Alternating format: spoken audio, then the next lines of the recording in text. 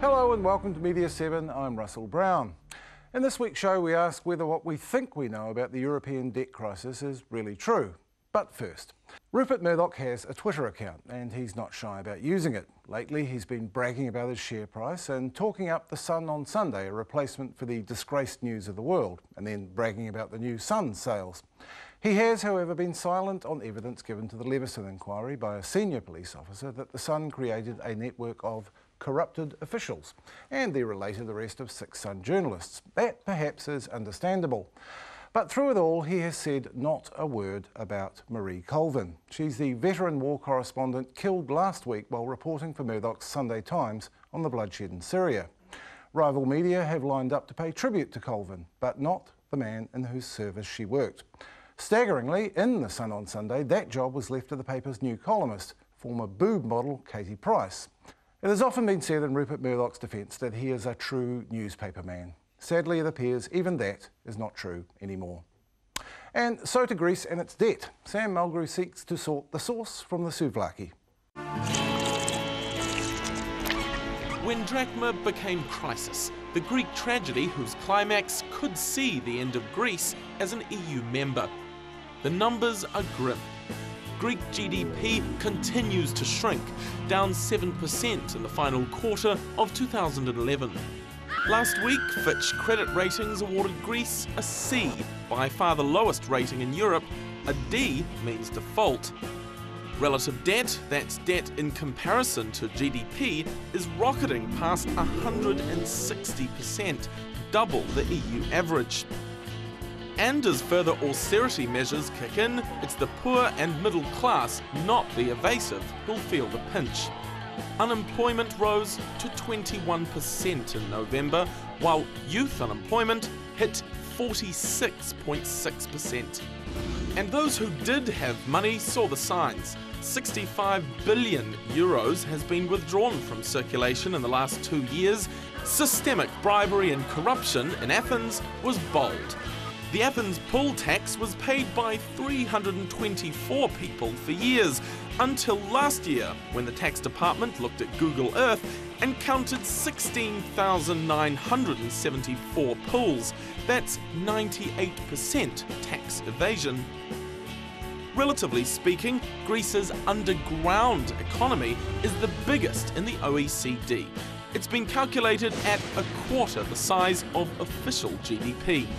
If the latest austerity package is implemented, 15,000 public sector jobs will go by the end of this year, 150,000 by 2015. The minimum wage will be cut by 22%. 300 million euros will be cut from the pension. It will be easier to lay off workers, cancer clinics and schools will be shut down. Sam Mulgrew there. Now, if there's one thing we think we all know about the Greek debt crisis, it's that the Greeks, feckless tax dodgers with corruption issues, had it coming. But our first guest recently wrote a fascinating essay for the Australian journal Overland, arguing that what we think we know is wrong. Please welcome Wellington writer and translator Giovanni Tiso. And joining him, Sunday Star Times business columnist Rod Oram. Welcome to you both. Thanks. Giovanni, why is the narrative of the feckless Greeks so wrong in your view? Well, it's simplistic, and I think there's no grounds to suggest that there is anything feckless about Greece. It's not to say that they don't have an historic debt problem, but what seems to have exacerbated it is the setting up of a monetary union, which didn't also include the mechanisms to deal with such a crisis. And the point you made in the essay, which I thought was fascinating, was that whatever the economic management problems of Greece, the way it behaved suited the northern European countries such as Germany. Well, Germany needs, as a country that produces more than it consumes, needs markets for its products, and it exports about 40% of its exports are from the EU. So it needed, on one hand, it needs countries like Italy, who are manufacturing countries, to be within the euro so that they will be less competitive against it. And it also needs markets for both its products and for its investors, because it's sitting on money. These investors need places where to put the money, because otherwise they'll put it in the housing market and with the problems in tax rates. So if this story is wrong, why has it become the dominant narrative? Because it is what we read when we pick up the paper. Well, it's an easier one to understand. I think it's one that makes intuitive sense. You think of your own household debt, and you think, oh well, if I spend more than I earn, then I'm going to have this problem. But of course, government debt is nothing like household debt, and we know that. And it's politically expedient. It's politically convenient it has been politically convenient to Germany for its entire post-war history to portray itself as the virtuous country.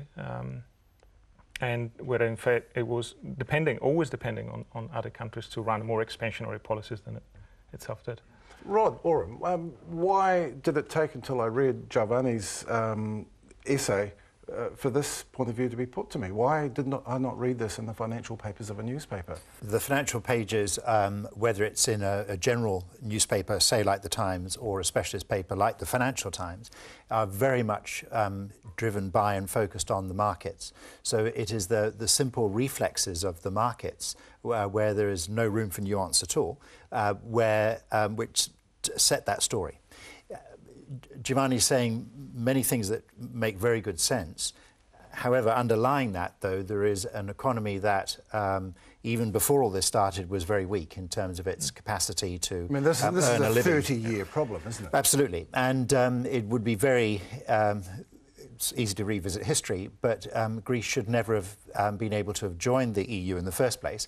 And there is very good evidence that the way it managed to line up its finances so it looked as though it met all the criteria for membership was actually engineered by Goldman Sachs to get a lot of Greek debt and other finance off the books. And there's been various reports that Goldman Sachs pocketed something around $1 billion of fees in that process. So it would be a great help to Greece if it hadn't been in the EU, but it got in because there's obviously great benefits to being there, and now it and the rest of the EU are trying to cope with a hugely inadequate EU system to help an economy that is in a very powerless state. You could also look at Italy. When Italy joined the euro, it was run by Romano Prodi, who was later a European Commissioner, and absolutely by the books. You wouldn't be able to say that about Italy, that it cut corners in order to get in. And it's the next one. It's almost the next one in line from Greece. Why did we not know this, Rod? Because it is immensely complicated, and it's very hard to keep a complete perspective in mind because the money moves far faster than the politics. So the money moves at kind of warp speed. I use that in all sorts of senses, that word, whereas the politics is absolutely glacial. So lots of people inside the European Union, right in the heart of the European Commission, knew that they'd got to a stage with the EU that it was not integrated enough to be able to handle a situation like this. You can't have a common currency with different fiscal policies. Nor, conversely, was it not yet integrated enough that it might be possible to lose a member of the EU. And they knew that. And what seems to be coming out now is that they knew that they were running that risk, but they thought, should that happen, then the financial pressures would be so great that countries would then fall into line politically. Well, that's kind of not what's happening. So the most recent news is that Ireland is now going to put the revamped treaty to a referendum in 3 months' time. So that's the UK sat this out. Ireland is going to put this to a referendum. It could well turn into a referendum about EU membership entirely. Such as public sentiment, and so the politics is failing quite comprehensively.